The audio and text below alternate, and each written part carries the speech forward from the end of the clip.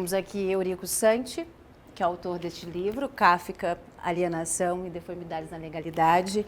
Lina Santin, que é também advogada, parceira do Eurico nessa busca pelas respostas, né? E eu vou ler a contracapa do livro, que foi escrita, um trecho do prefácio do José Garcés Girardi, que diz o seguinte: a opção deste livro, ao tomar os textos de Franz Kafka como instrumento para discutir a fundo a realidade tributária brasileira, parece derivar dessa crença na arte como linguagem capaz de revelar o fundamento último dos institutos e das ações humanas. A crítica mais eficaz aos que ocupam os palácios frequentemente é aquela que menos diretamente se apresenta. Os inflamados discursos políticos de denúncia são facilmente contraditos por discursos igualmente inflamados de justificação. No embate eterno pelo poder, razões e contra-razões dos grupos em conflito muitas vezes se anulam, impugnadas todas porque vistas como igualmente maculadas pela parcialidade do interesse de quem as propõe. A sagacidade está, portanto, em perceber que o discurso da arte, em sua enganosa aparência de divertimento sem consequências, pode tornar meridianamente claras as relações e os interesses que se ocultam num véu da complexidade tributária. A ficção, assim como os bobos nos palácios, pode dizer as verdades que os discursos graves precisam calar. Muito da força daquilo que se passou a descrever como situação kafkiana vem da incongruência entre a racionalidade meticulosa que faz governar um organismo, mecanismo ou instituição e a absoluta irracionalidade que decorre de sua ação no mundo. Bem, hoje o que a gente propõe aqui é a leitura de uma compilação do livro Kafka, Alienação e Deformidades da Legalidade, onde é criada uma metáfora, né? A ideia é isso, que seja uma peça. Hoje faremos somente a leitura. Então, a peça é criada, a metáfora da peça é a criação do livro. O autor, em seu processo de análise do sistema tributário brasileiro, busca dialogar com aquele que lhe despertou do sonho dogmático, Franz Kafka. Sua analista, que eu vou representar, o acompanha nessa trajetória do fato à norma. A Lina lerá as passagens das novelas de Franz Kafka e alguns trechos de poemas de Pessoa e do Goethe também.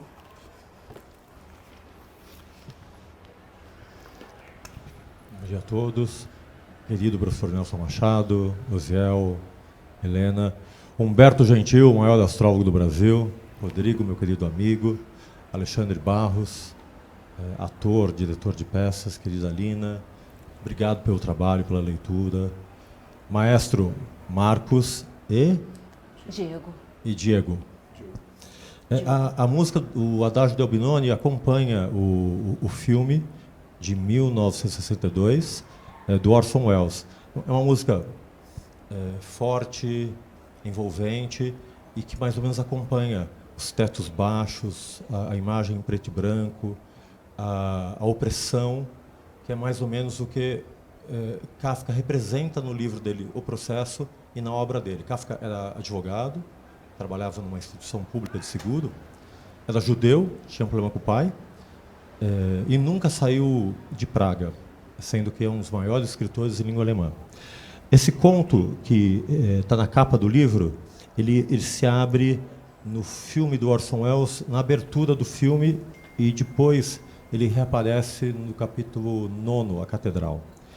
É a história de um homem que busca entrar na porta da lei. É curiosa a imagem que eu tenho a lei, um muro, e tem uma luz por detrás que significa a legalidade, o justo.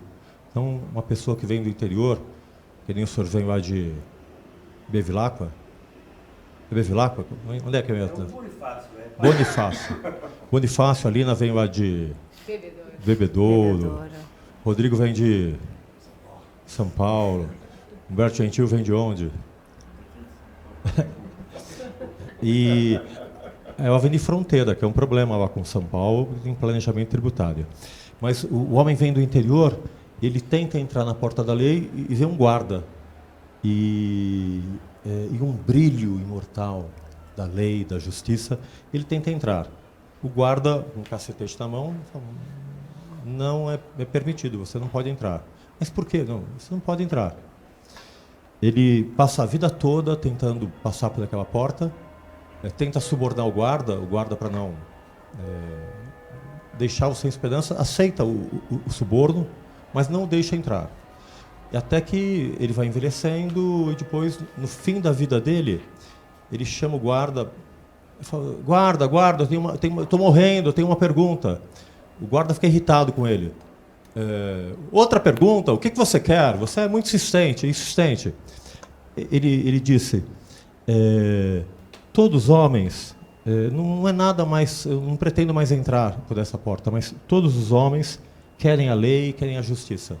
A minha única pergunta é que eu estou há tanto tempo aqui, tentando passar por essa porta, e eu estou conformado que eu não vou passar por essa porta, mas acontece que, nesses anos todos, nenhuma outra pessoa passou por essa porta. Por quê? A audição dele era ruim, ele se debruçou sobre o homem e disse, nunca ninguém passou por essa porta, porque essa porta foi feita só para você. E agora que você está morrendo, eu vou fechá-la. Aí faz um barulhinho, plém. Esse é um conto de Kafka enigmático, chamado Before the Law, Diante da Lei. Ele está no livro O Processo também, no capítulo 9, e que me fez refletir muito. No começo, eu claramente achava que as autoridades eram as autoridades instituídas pelo direito. Os auditores fiscais, certamente, os agentes fiscais, os oficiais de justiça, os juízes, desembargadores, os ministros, como o professor Nelson Machado, mas, num dado momento, como se eu me olhasse no espelho e refletindo a obra de Kafka, eu me dei conta, professor, que eu também, como professor, eu funcionava como um guarda que funcionava como um obstáculo para que as pessoas acessassem a lei. Eu simplesmente repetia a dogmática, repetia o direito. Então, esse livro representa uma ruptura paradigmática da minha vida. Eu estava dando aula na GV há coisa de 7 anos, e eu não estava aguentando mais dar aula, porque eu não conseguia explicar o que era ICMS, ISS, PIS, COFINS, honestamente. E percebi que, para poder explicar, eu tinha que trabalhar como Uziel, com a prática, o tempo todo, para poder entender todos os casos que acontecem. Como professor, eu não tinha acesso. Eu tinha que reduzir complexidades e eu não conseguia entender. Então, esse livro foi, mais ou menos, o nosso movimento, professor, para começar a reforma tributária. O livro foi escrito no começo de 2013 até o final de 2014 e foi lançado numa sessão de cinema no Cine Unibanco Augusta com os meus amigos. Eu acho que a Lina agora pode ler a primeira abertura sobre a relação. A primeira imagem é uma reconstrução de vários fotogramas do filme Processo que representam Guernica, que ele vai estar colocando na transmissão. E eu acho que é esse o texto que você tem aí, não é? Fernando Pessoa. A gente abre com Fernando Pessoa. Boa noite a todos e todas, um prazer estar aqui. Eu sempre acompanhei o Eurico contando essa história, tanto da descoberta dele com relação à vontade de fazer um direito diferente ou um direito. E a gente estudou muito juntos esse livro, porque essa é uma grande obra a qual ele tem muito carinho. Então, não é uma obra que ele olha para o passado, é uma obra que continua presente. Ela ainda é muito reverenciada, ela está presente nos pareceres, ela está presente nos congressos, nas nossas discussões hoje sobre direito tributário, mais contemporâneas, e ela não poderia ser mais atual do que agora, nesse momento em que a gente está diante aí da possível aprovação da reforma tributária. Então, é um prazer estar aqui com vocês, falando sobre isso, sobre esse livro. Muito obrigada por me darem essa oportunidade. E eu vou ler, então, aqui Fernando Pessoa, para a gente começar. Não basta abrir a janela para ver os campos e o rio. Não é bastante não ser cego para ver as árvores e as flores. É preciso também não ter filosofia nenhuma. Com filosofia não há árvores, há ideias apenas. Há só cada um de nós, como uma cave. Há só uma janela fechada e todo o mundo lá fora. E um sonho do que se poderia ver se a janela se abrisse, que nunca é o que se vê quando se abre a janela. Fernando Pessoa. Linda. Deixa eu fazer um comentário sobre essa... O direito, em grande parte, a linguagem surgiu com Platão e o direito é uma representação da realidade. Aí a nossa conversa, Nelson, sobre o comitê gestor, sobre o modelo operacional, o direito não é a realidade. O direito, na verdade, não é. O direito é simplesmente uma representação das coisas, das provas, das falas, do mundo. E com isso, na verdade, ele remonta aos gregos, especialmente a Platão, que dentro da alegoria da caverna, eu tinha uma espécie de imagem real naquele cinema transcendental, que eu via a imagem do sol que batia e refletia nas sombras, e havia prisioneiros na caverna que eram prisioneiros da percepção do mundo, da percepção real do mundo. E para Platão havia um outro plano, que era chamado Topos Uranus, que é do plano das ideias. E desde Platão existe essa dualidade entre mundo real, topos das ideias, que depois, no decorrer do desenvolvimento da linguagem, foi se definindo cada vez mais como sendo um mundo da linguagem que pode representar tudo. Com a linguagem nasceu o verdadeiro e o falso, com a linguagem nasceu a mentira. Eu posso falar que essa sala é roxa? Não posso? Eu posso. Porque eu tenho liberdade e a linguagem tem autonomia em relação à sua própria criação. Daí que o direito pode falar que o navio é bem imóvel, que o sistema tributário é simples. Posso falar o que eu quero, porque a linguagem aceita qualquer coisa, o papel aceita qualquer coisa. E isso está também no filme que eu assisti em 1999, que é Matrix, que na verdade é platônico também, em que havia dois planos, mas ali era mais interessante.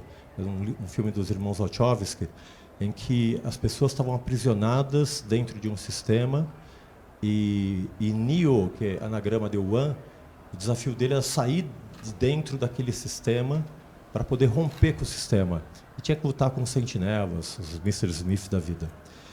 Então, no direito, eu vivi um pouco desse processo, primeiro mergulhando profundamente no mundo da linguagem, estudando semiótica, estudando linguística, teoria do direito, teoria da filosofia, gnoseologia, para me dar conta que, enfim, uma coisa é o mundo do direito, outra coisa é o mundo da realidade. E isso é o que eu chamava de ciência. Mas com o passar do tempo, na minha terapia, eu acabei me dando conta que eu tinha um problema nessa ciência de objeto.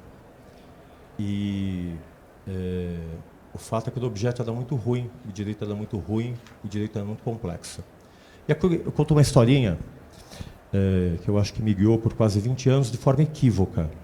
Quando eu entrei no mestrado, na PUC, em 1992, eu tinha ouvido uma história. Era uma vez um mestre que estava procurando a chave da casa dele. E ele estava agachado no chão, de joelhos, procurando na areia, debaixo de um poste bastante iluminado de luz. Aliás, o que não falta aqui é luz. Ele procurava, veio um discípulo, mestre, posso ajudá-lo? Por favor. Eles procuraram. Gente, eu procurei por 20 anos da minha vida, onde havia luz, Nelson, onde havia racionalidade, onde havia ciência, onde havia epistemologia, onde havia lógica. E um dia eu estava sentado, 20 anos depois, com o meu atual analista, o Paulo Pérez, nesses últimos 10 anos, e diante dessa experiência com Kafka, que é tudo preto e branco, essa agonia de Adagio del Benoni, eu me dei conta que não adiantava eu ficar procurando a chave da minha casa que eu tinha perdido, onde havia luz, se eu não tinha perdido a chave da minha casa naquele lugar. A continuação da história é que, depois de muito procurar, o discípulo pergunta, mestre, o senhor perdeu a chave aí mesmo? A gente não encontra? Ele falou, não, eu perdi dentro da minha casa. E por que você não procura dentro da sua casa? Perguntou o discípulo. Ele falou, não procuro porque está escuro, não tem luz. Eu passei 20 anos da minha vida procurando a chave da minha casa, não tinha luz, mas eu não tinha perdido a chave da minha casa. Nesse espaço iluminado pela metodologia, pela semiótica, pela lógica, enfim, uma série de expedientes que você conseguia explicar o direito, criar o direito, mas, enfim, não estava lá. Estava dentro da minha casa. E, curiosamente, a ideia de casa representa coração. Então, acho que nesses 10 anos tem sido uma busca com alguns parceiros do meu coração. E então esse livro, essa fala de Fernando Pessoa, não é? Não basta abrir a janela para ver os campos e os rios. É preciso também não ter filosofia nenhuma. Com filosofia, há ideias apenas. Não há árvores, não há rios. E essa inversão linda, não é? A cada som de nós como uma cave. Há só uma janela fechada e todo mundo lá fora. E um sonho do que se poderia ver quando a janela se abrisse, que nunca é o que se vê quando abre a janela. De novo, é platônico, é uma dualidade de 2 planos. E agora é você? Vamos lá. Eu acho que tem que ler agora a história da Guernica, não é? Sim, com certeza.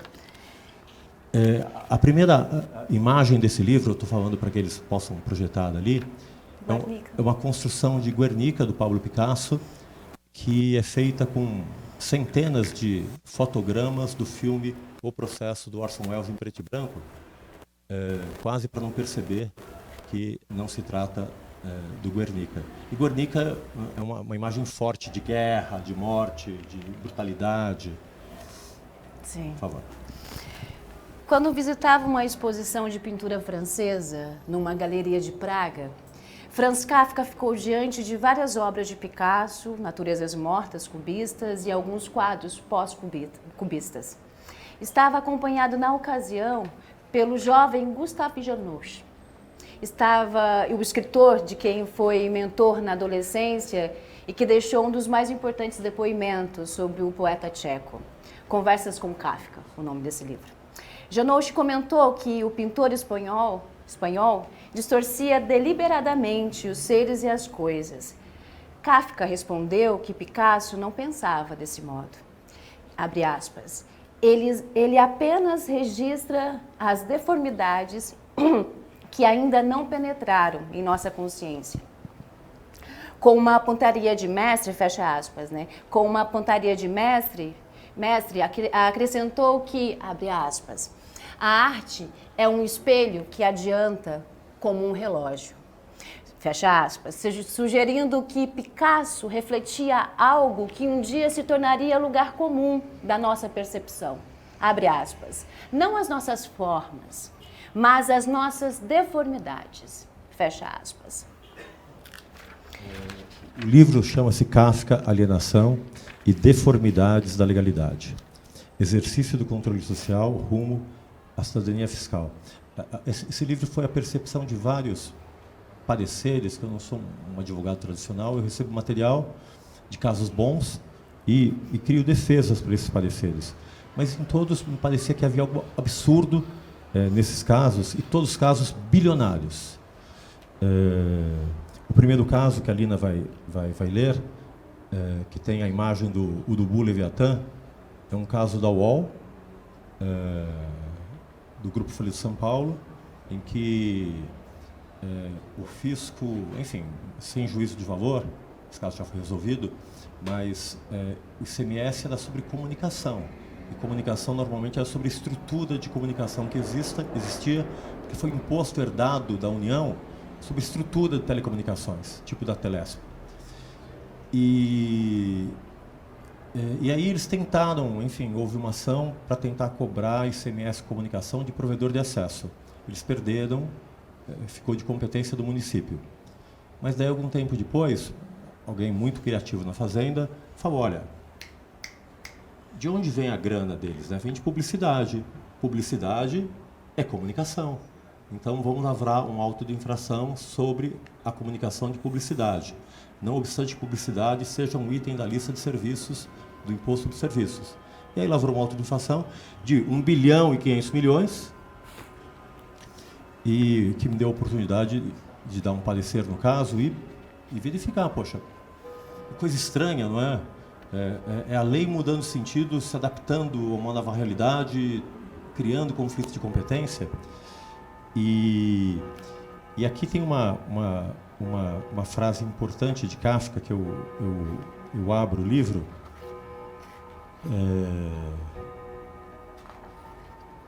Kafka não é um revolucionário. Ele desperta nas pessoas a consciência de sua alienação, tornando-as conscientes. Ergue o pano de boca do palco sobre o drama, mas não oferece uma solução. É uma citação de Roger Gadaldi, que é um biógrafo do Kafka. Eu peço para a Lina... eu quero fazer uma introdução antes, Lina. O primeiro caso... eu sempre tirei uma ondinha aqui nos textos, e a Lina foi muito gentil, assim, que é um livro importante. Na verdade, esse livro parou nas estantes. Ninguém comprou, ninguém leu. Era um livro caríssimo, porque ele é feito em papel especial, ele custava R$400. Só os meus amigos que foram no lançamento, que compraram o livro. O resto dos livros eu comprei. Enfim, é um livro que não foi lido, e eu achava que ia ter um impacto com essa ideia de imagens, de Kafka e tal.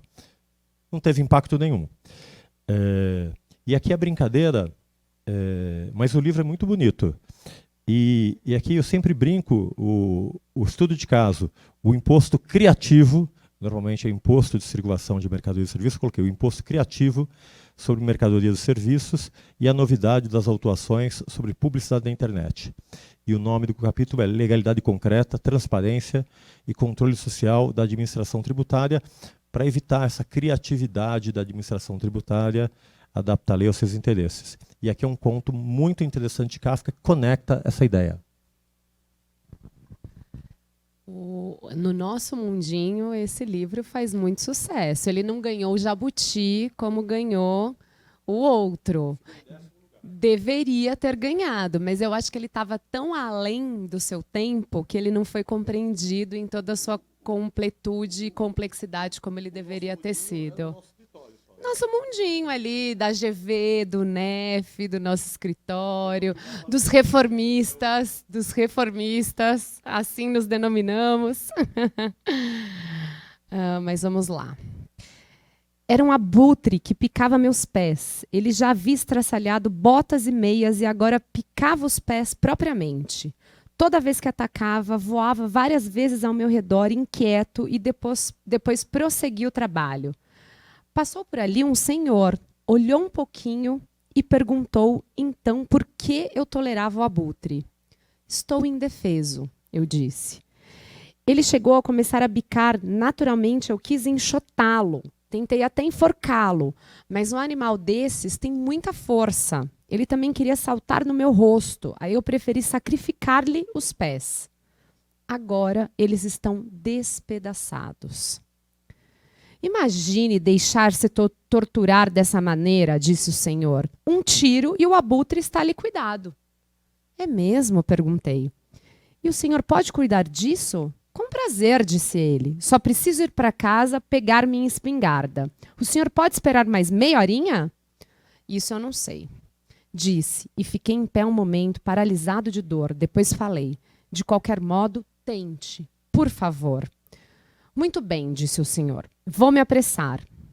Durante a conversa, o abutre escutou calmamente, deixando o olhar perambular entre mim e aquele senhor. Agora eu via que ele tinha entendido tudo. Levantou o voo, fez a curva da volta bem longe para ganhar ímpeto suficiente e depois, como um lançador de dardos, arremessou até o fundo de mim o bico pela boca. Ao cair para trás, senti, liberto, como ele se afogava sem salvação no meu sangue, que enchia todas as profundezas e inundava todas as margens.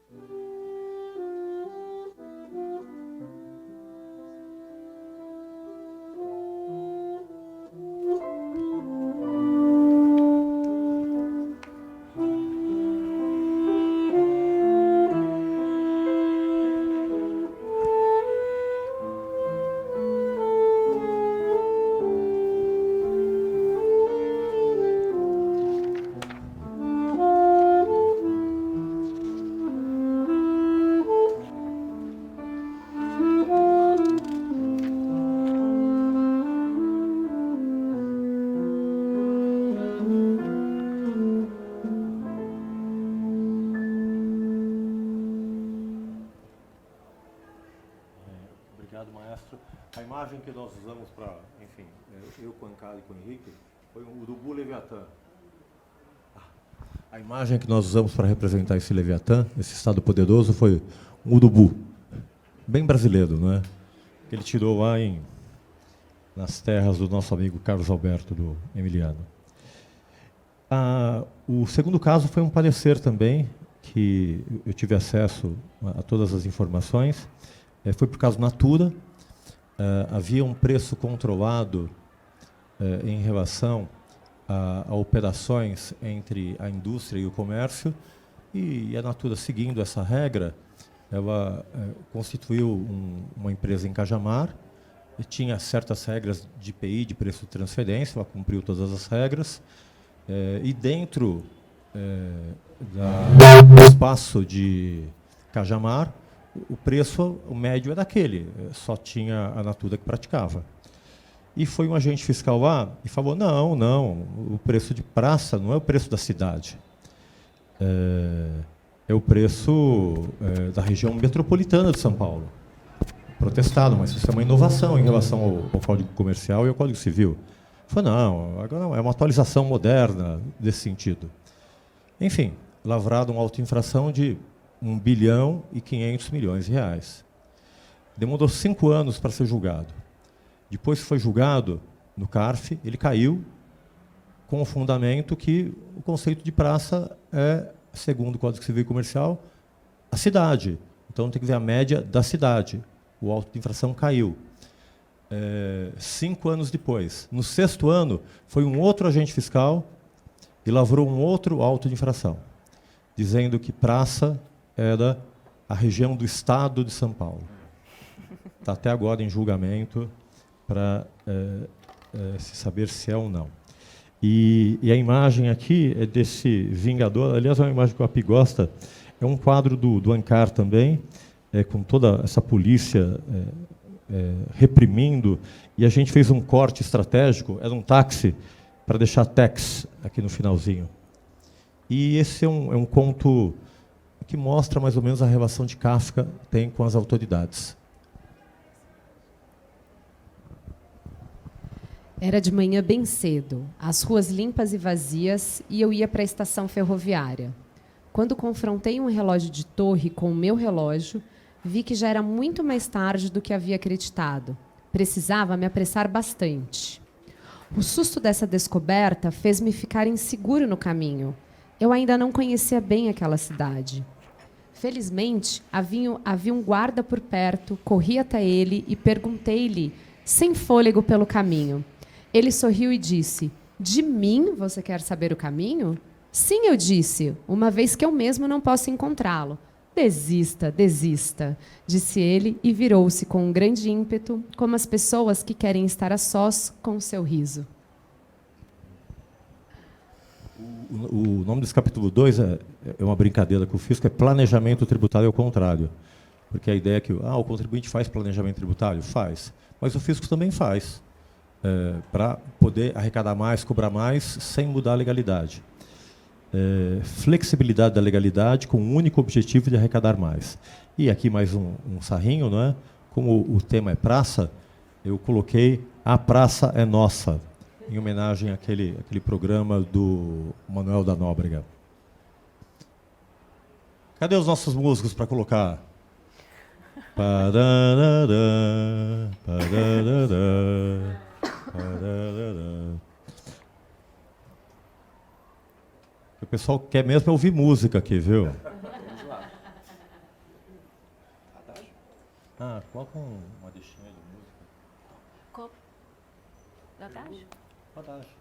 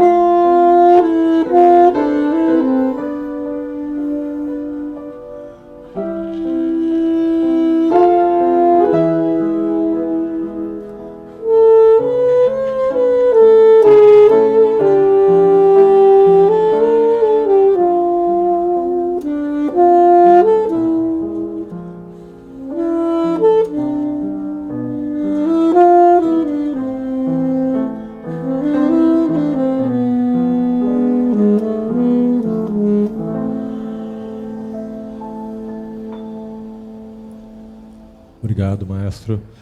Aqui, o caso 3 é indústria do contencioso pernicioso.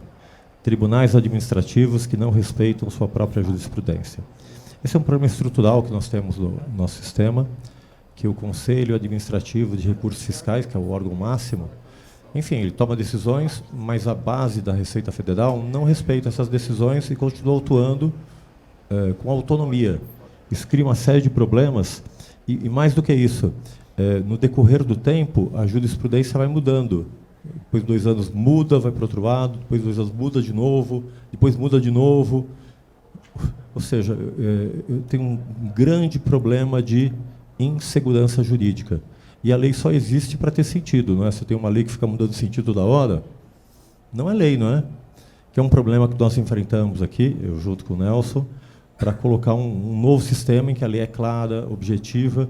Aliás, os novos princípios constitucionais são simplicidade, transparência, neutralidade e isonomia. Esse é o caso da trava de 30% e da limitação à compensação de prejuízos fiscais, que até hoje está sendo discutido depois de 12, 15 anos. E é um caso emblemático, a imagem aqui é da barata, que é do livro A Metamorfose, de Franz Kafka.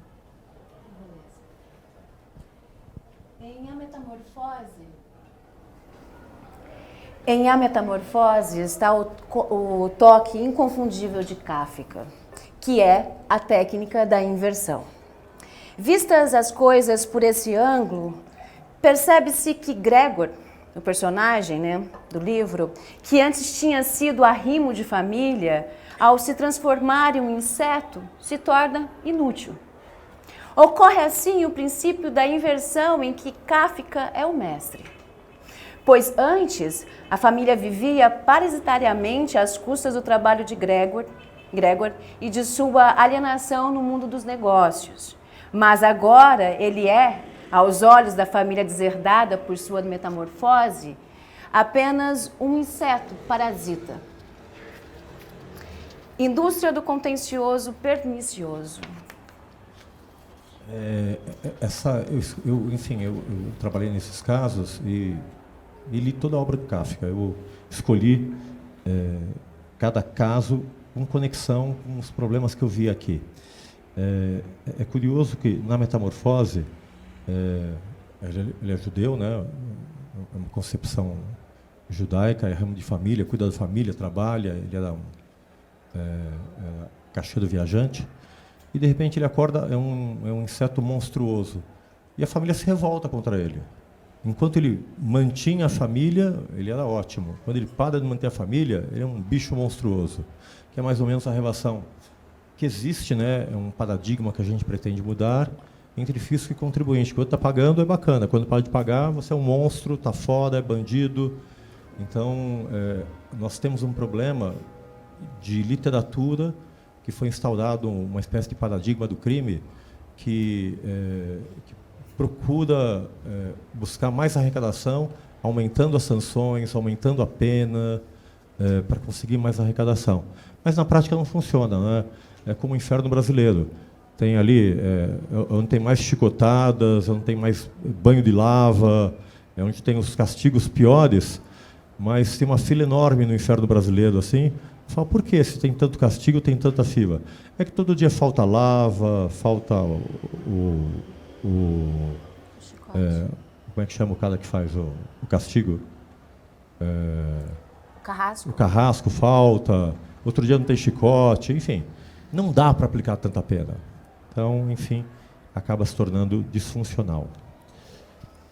O outro foi um tema interessante também. A imagem foi 2 escorpiões se matando, na verdade. E aqui é uma citação em relação a Pedro Almodóvar. É o caso das controladas do exterior. Ambev, Vale, Votorantim, Natura compraram empresas financiadas pelo BNDES. O BNDES, que era uma política de expansão do governo Lula. Só que a ideia da política de expansão é que você possa competir no exterior nas mesmas condições que as empresas do exterior. Se você vai para a Áustria, 10% de imposto de renda. Se vai para a Holanda, é 15%. Só que queriam cobrar os 15% mais os 34%, mais a diferença dos 34%. Aí não dá para competir, não é, com as empresas do exterior. Então, mais ou menos, a brincadeira com o escorpião é que não adianta o governo incentivar as campeãs nacionais se o próprio fisco vai lá e tira a vantagem competitiva delas, não é? E aqui é um caso curioso, porque é uma medida provisória que foi reeditada 35 vezes, depois de 12 anos de um debate muito intenso no Supremo Tribunal Federal, empatou 5-5. E ficou empatado 5-5. E o voto de Joaquim Barbosa ficou no meio. Ou seja, o caso nunca foi decidido até hoje, entrou para o refis. A Lina não está aí, você pode ler? Uhum. A maldição do lançamento por homologação. Um fraticídio é uma das histórias mais violentas e realistas de Kafka. Esse realismo descritivo é acentuado pelo fato de começar com uma oração introdutória que, em linguagem que evoca um documento legal ou um relato jornalístico objetivo, insiste no caráter factual dos eventos que são narrados. O texto não indica que Schumann e Wyse são irmãos de sangue, a não ser pelo título. Na verdade, o título Um Fraticídio alude de maneira genérica à morte de Abel por Caim, seu irmão bíblico. A maldição do lançamento por homologação.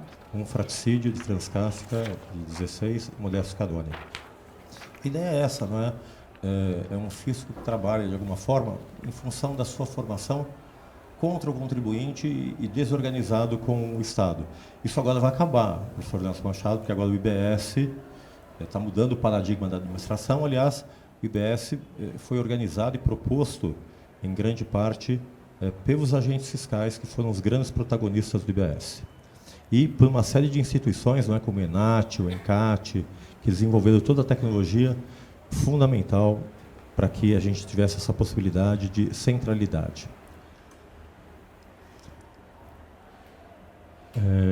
O outro caso é uma frase do professor Fernando Rezende. O princípio da comodidade fiscal. Na dúvida, avançar para ver no que vai dar.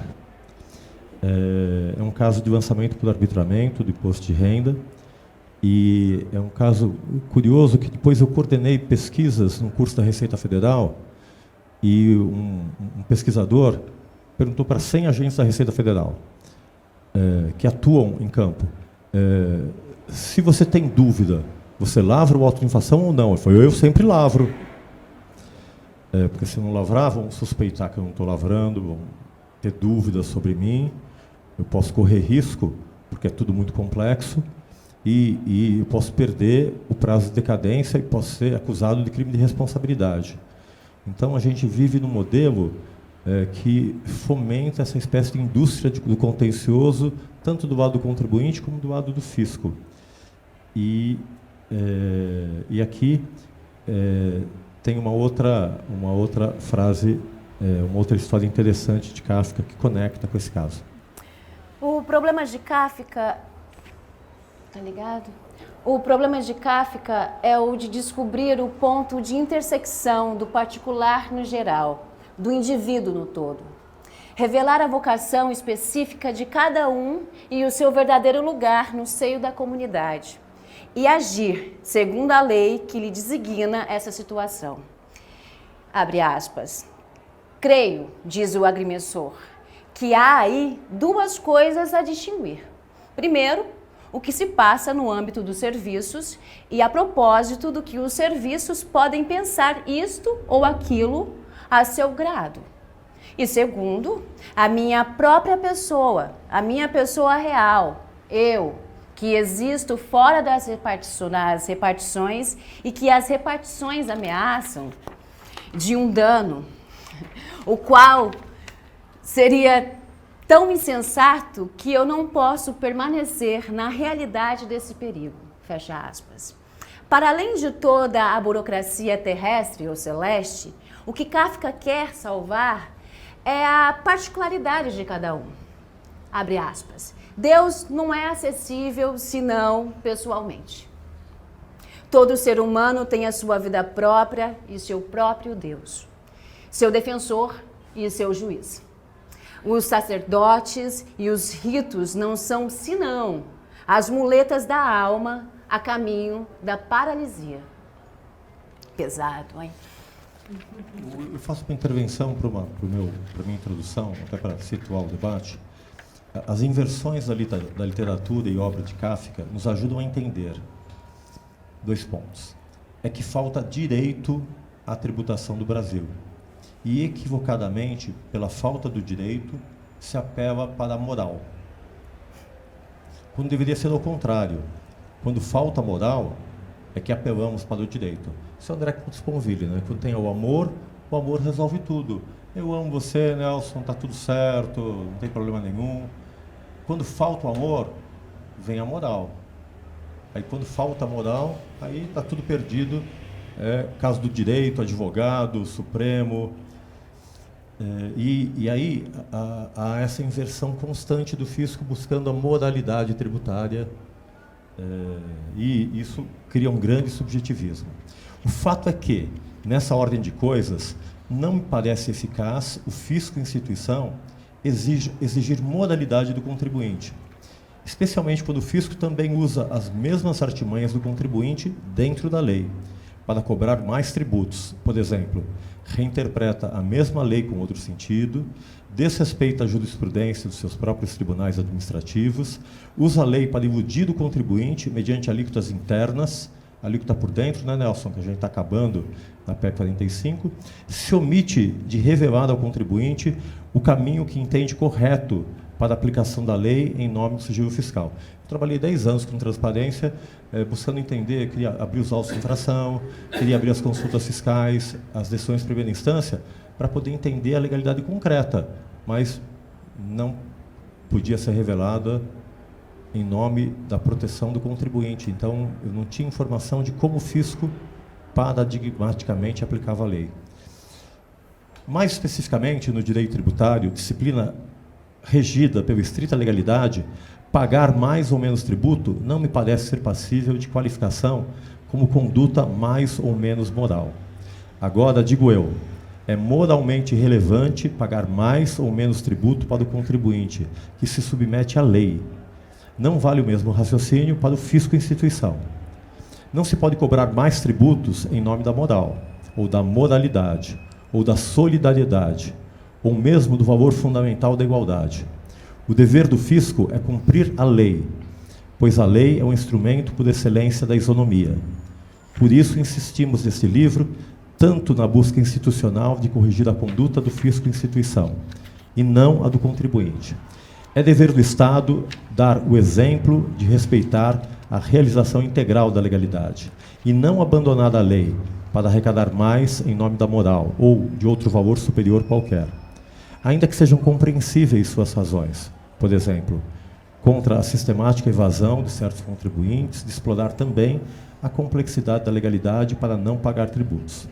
Portanto, este livro pretende demonstrar que a tributação no Brasil não funciona, justamente porque falta legalidade, falta Estado de Direito e falta segurança jurídica. Aceitar esse diagnóstico é o primeiro passo para resolver os desafios da tributação. O segundo passo é fortalecer o fisco-instituição como prestador de serviço que lidera e oferece a voz da legalidade, implodindo a indústria do contencioso. O terceiro é o fisco-instituição e contribuinte aprenderem a trabalhar juntos na elaboração, regulamentação e aplicação da lei. É isso que acreditamos, defendemos e apresentamos nesse trabalho. E é isso que está acontecendo agora, né, Nelson? Nelson abriu hoje o debate sobre o sistema operacional para a gente regulamentar juntos com o fisco e contribuinte a nova lei complementar. O método de Kafka, sexto, né? Deixa eu fazer a introdução. Isso, ilusão, sexto. Musiquinha.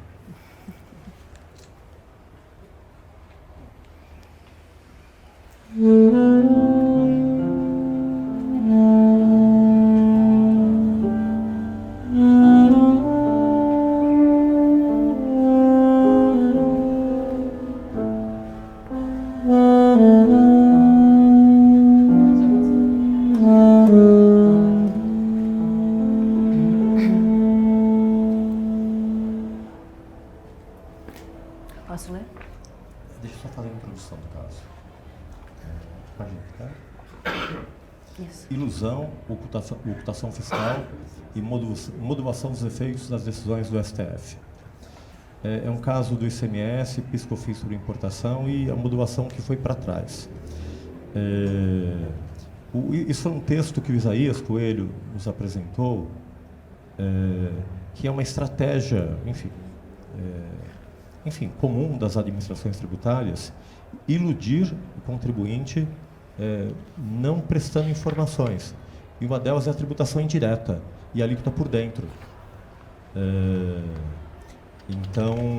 E outra é fazer com que as suas decisões declaratórias tenham efeito retroativo, porque, enfim, ele está criando novas decisões e desorganizando a segurança jurídica. E para isso, para esse caso, a gente trouxe um conto chamado Odradek. O método de Kafka consiste, pois, em suspender através da troca de etiquetas os preceitos ligados às etiquetas, possibilitando, com isso, julgamentos não pré-concebidos. Age exatamente no mesmo sentido quando cola às coisas etiquetas incompreensíveis. Assim, descreve, por exemplo, um objeto Odradek, cuja função parece consistir justamente em não ter uma função. Mas a apresentação desse objeto absurdo, e ao que parece nomeado sem sentido, é tão pouco absurda quanto a dos que foram etiquetados erroneamente. O objeto lembra-nos todos os tipos de objetos e máquinas com os quais o homem moderno tem de lidar diariamente, embora o trabalho delas não pareça ter nada a ver diretamente com as necessidades humanas. Milhares de vezes o homem de nossos dias esbarra em aparelhos cuja condição é desconhecida e com os quais só pode manter relações alienantes, uma vez que a vinculação deles com o sistema de necessidade dos homens é infinitamente mediada. Pois o estranhamento não é um truque filosófico do escritor Kafka, mas um fenômeno do nosso mundo moderno. Só que o estranhamento na vida cotidiana é encoberto pelo hábito oco. Kafka revela, através de sua técnica de estranhamento, o estranhamento encoberto na vida cotidiana. E dessa maneira é outra vez realista. Sua deslocação fixa sobre o Odradek. Só um comentário, uma nota de rodapé também, que está na minha apresentação. O livro procura mostrar, na verdade, essa névoa de alienação que existe em face dessa aplicação desse direito. Tem uma frase bonita do Zé Roberto Afonso, que ele diz: os agentes fiscais brasileiros aplicam cada vez melhor um direito cada vez pior. E aqui tem uma frase que eu acho que vale a pena ser dita. Trata-se aqui não de empresas que sonegam propositadamente, atuando de modo claro na ilegalidade, nem de agentes públicos que exercem seu cargo com abuso de poder em proveito pessoal.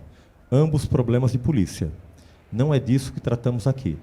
Meu objetivo é demonstrar, mediante o estudo de 7 casos concretos, as deformidades institucionais que se processam em tais atos de aplicação do direito. O outro caso... Sim. É engraçado que nesse mesmo capítulo, né, tem uma frase que eu tirei aqui, que é: no caso do brasileiro, essa disposição de iludir foi tão forte a ponto de um engano ser erigido ao patamar de preceito constitucional. É isso. Sim, não. Que é o sigilo fiscal, né? Microfone para ela. O capítulo 7 é um outro problema grave que nós temos, que é das obrigações acessórias. Eu ouvi o Nelson falando hoje, na orientação do grupo, que a gente não tem mais obrigação acessória, tem uma obrigação fundamental, que é só informar o fato gerador. O sistema faz tudo agora dentro do novo patamar do IBS. O fato é que o fisco, por falta de estrutura, falta de dinheiro, falta de acesso à realidade, cada vez mais vai criando mais vias, mais obrigações. Então, o contribuinte tem que dar todas as informações, montar sistema, oferecer tudo para o fisco, que é uma prática que vem, na verdade, da concepção do patrimonialismo português e uma estrutura de direito administrativo. E também, na literatura internacional, isso chama responsabilidade dispersiva. Em vez de eu exercer a fiscalização, eu passo para o outro. Como sou autoridade, você faz isso, você me entrega isso, você prova que você pagou, você prova que você não saiu, é tudo prova sua. E isso tem custo de transação. Quem vai ler? Kafka reconhece o Deus mau como legítimo e define a instância suprema sempre como aquela que não se submete à lei. Abre aspas, nossas leis não são conhecidas de todos, fecha aspas, disse a respeito das questões das leis. Abre aspas, mas são segredos do grupo aristocrático. A nobreza não está dentro da lei, fecha aspas. O imoral transmuda-se, portanto, no extramoral e este no supramoral.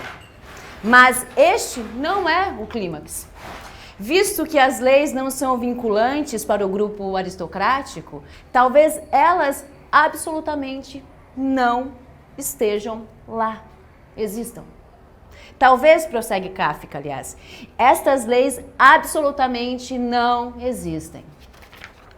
Isto é possível que elas tenham existência apenas na obediência, apenas naquele que a cumpre e que certamente não a conhece. As autoridades, portanto, não só não estão obrigadas por suas próprias leis, como também, depois de as terem dado, de certo também já renunciaram a elas. Elas são, agora, o entulho da legalidade. No fim do processo, durante seu interrogatório na igreja, K. exclama, abre aspas, como pode o homem ser culpado? Nós todos somos homens, tanto um como o outro, fecha aspas. Isto é, ele compreende sua culpa tão pouco quanto nós. Mas no romance se segue a essa exclamação sensata de K, a terrível réplica, abre aspas. Certo, com certeza, mas assim costumam falar todos os culpados, fecha aspas. Kafka fala pelas duas frases. É irrespondível àquele a quem, afinal, ele dá razão, pois o seu veículo certamente é a dúvida. O processo de Kafka é o desespero, né, do contribuinte perante a omissão da autoridade sobre a voz da legalidade concreta. É interessante notar o que se esconde por detrás da lógica da autuação, em que o abuso de uma responsabilidade dispersiva culmina em uma irresponsabilidade injustificável, qualificada como abuso de poder e desvio de finalidade da competência administrativa de lançar e propor penalidades tributárias. Lei, cada uma tem a sua, né? Gabriel Ivo. O 8º capítulo, a gente está terminando já, a imagem dele é um corvo gritando, e corvo é Kafka em tcheco.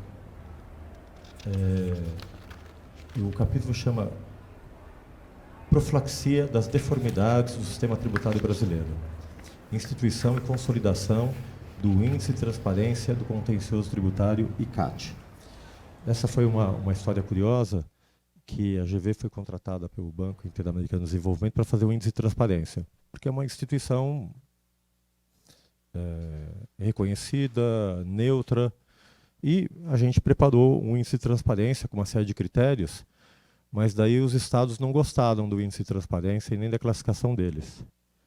Então, ficaram desconfortáveis e pediram para refazer o índice de transparência, colocando como critérios do índice de transparência a cor da bandeira, a localização da prefeitura, critérios mais objetivos, né? Nós nos negamos, minha cabeça foi pedida para o Carlos Ivan, e a gente teve que devolver o dinheiro todo da pesquisa de 1 ano.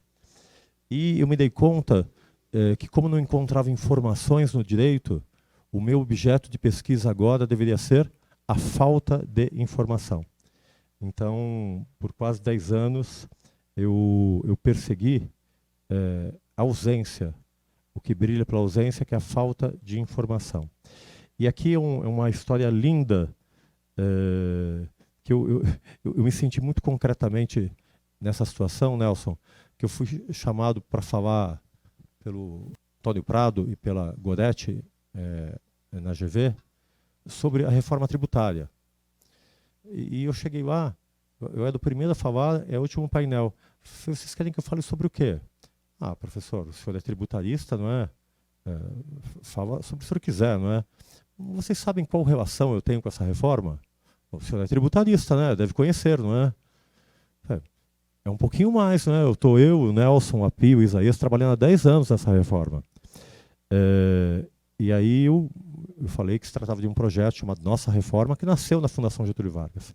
Todos ficaram muito felizes, mas perante os meus pares do direito tributário, em especial, eu me sinto muito, como eu me coloquei aqui, nesse conto de Franz Kafka, Eminentes Senhores da Academia.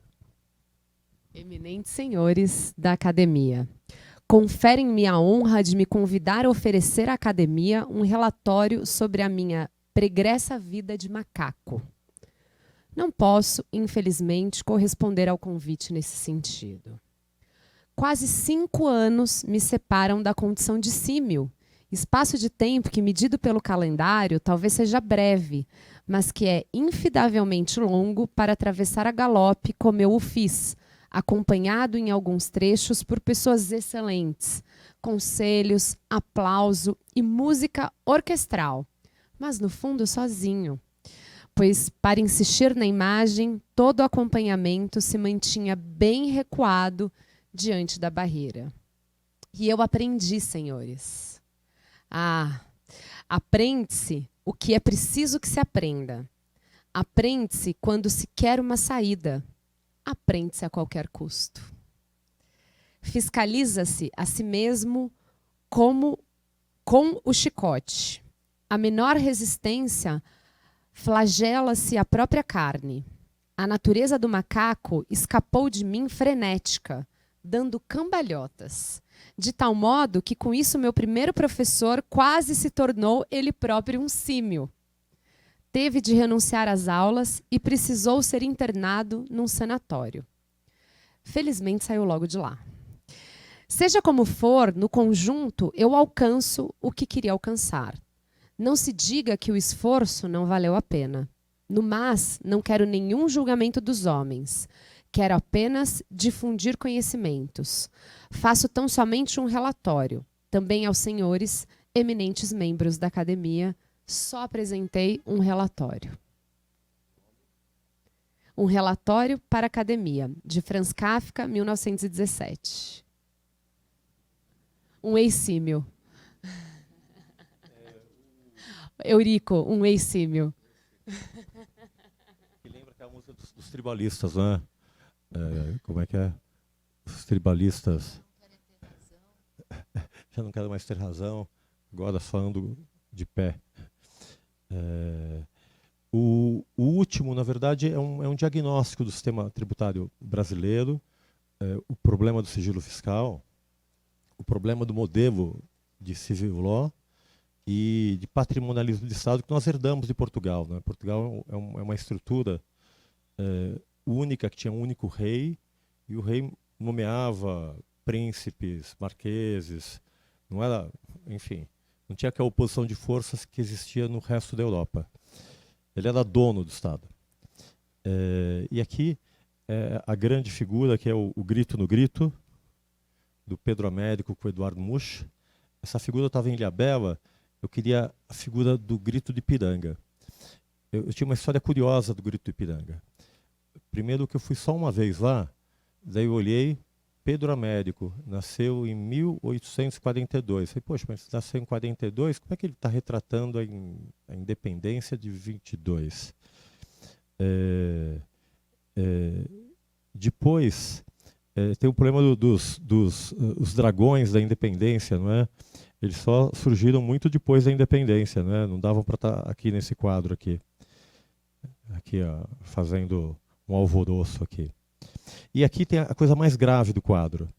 O quadro foi pintado pelo Pedro Américo em 1888 para o Museu do Ipiranga, que não era um palácio. O Museu do Ipiranga é um monumento.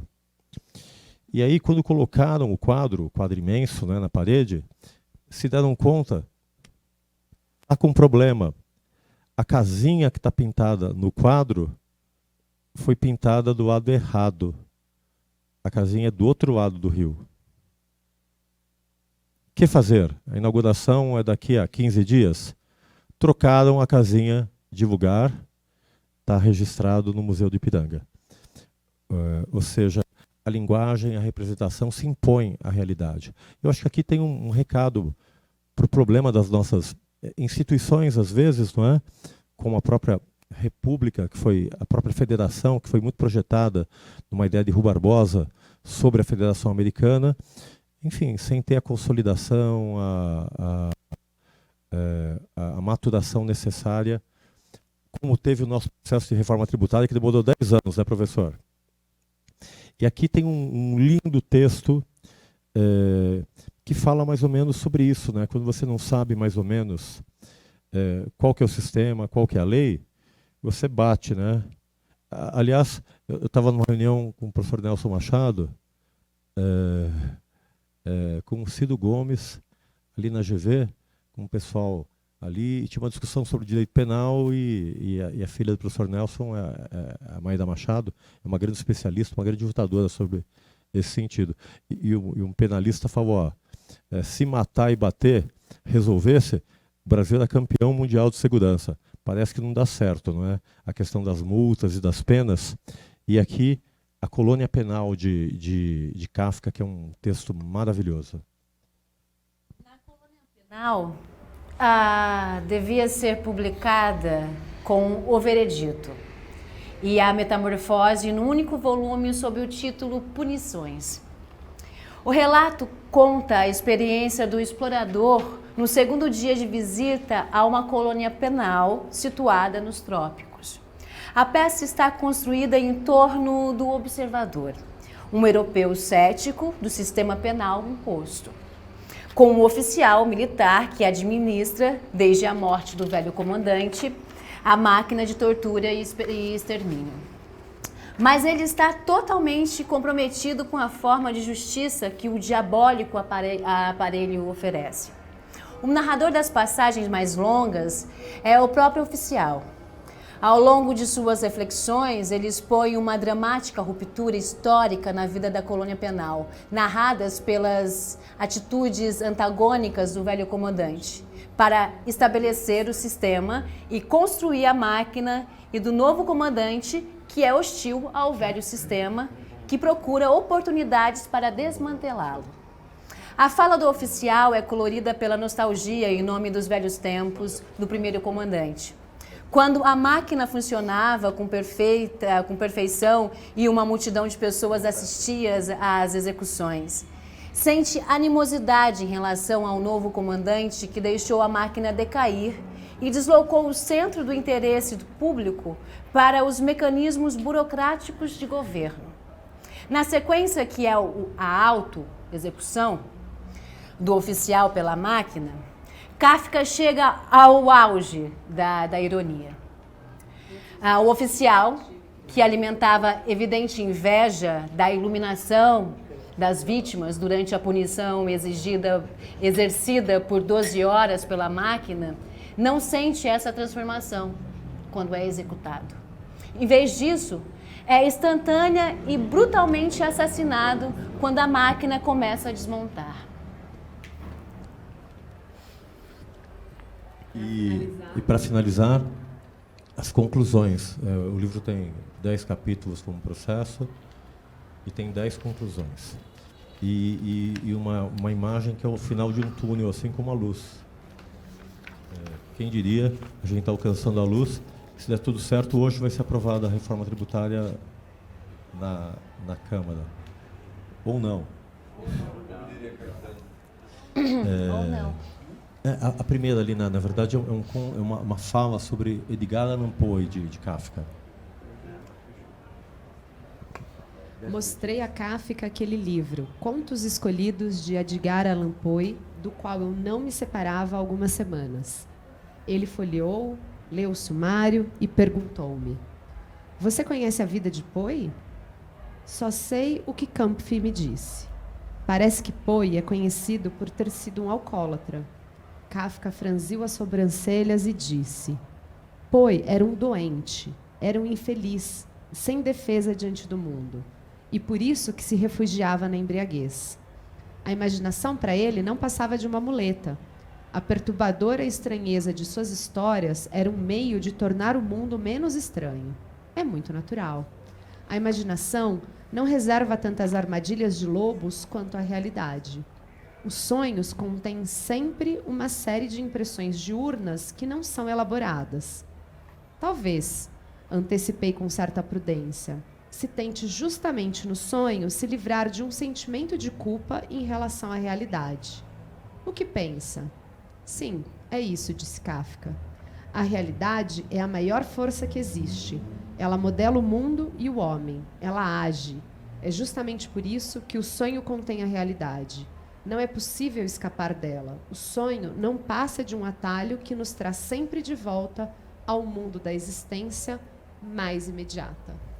E para finalizar, só ler as epígrafes das 10 conclusões.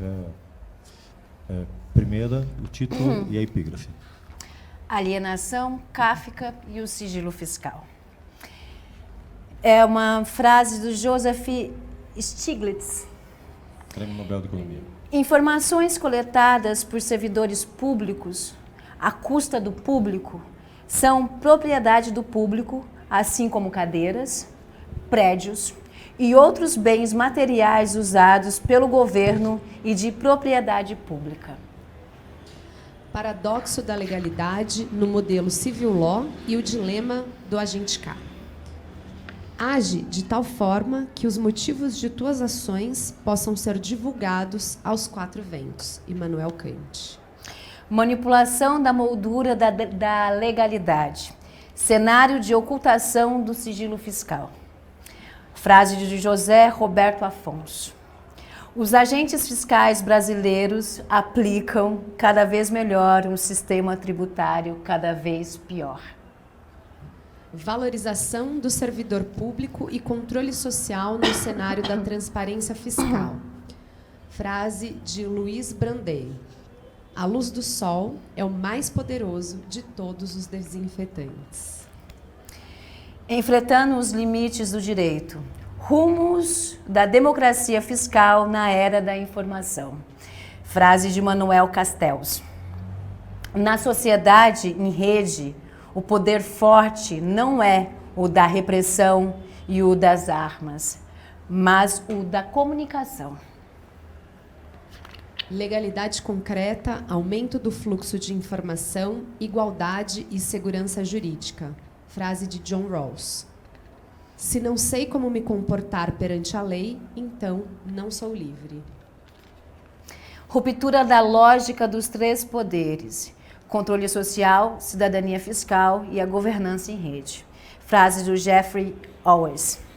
O conceito de transparência é, agora, o centro do debate político mundial. Estratégia de combate ao planejamento tributário na sociedade da informação. Frase de James Alm. A transparência e informação sobre o pagamento de tributos é forma estratégica para o controle social do planejamento tributário. 45. Além da alienação, repensando a redistribuição de rendas e a tributação das pessoas jurídicas. A frase é de Vito Tanzi. As teorias da tributação, que recomendam amplos sistemas, talvez ou nunca resultam em sistemas tributários no mundo real.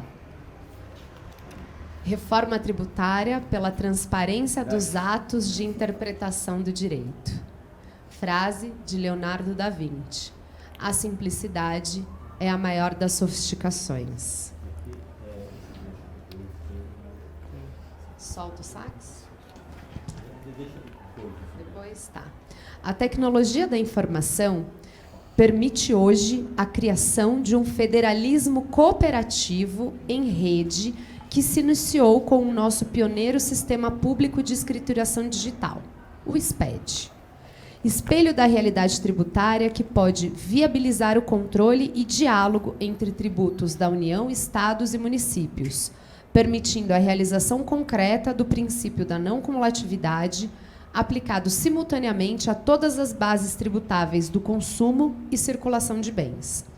Além disso, é momento de repensar modelos do século passado, que delegaram o dever de interpretar para o contribuinte. É hora de avançar sobre novas tecnologias, em que a mera informação do fato gerador permite o oferecimento de uma guia nacional para o pagamento de todos os tributos incidentes de forma integrada. O amanhã chegou. Representantes da sociedade civil, professores, advogados e, em especial, os servidores públicos que atuam nas 3 esferas do fisco nacional serão os grandes protagonistas das mudanças de que tanto precisamos para nos modernizarmos e nos tornarmos os melhores do mundo. Sim, melhorar o Brasil, nós podemos.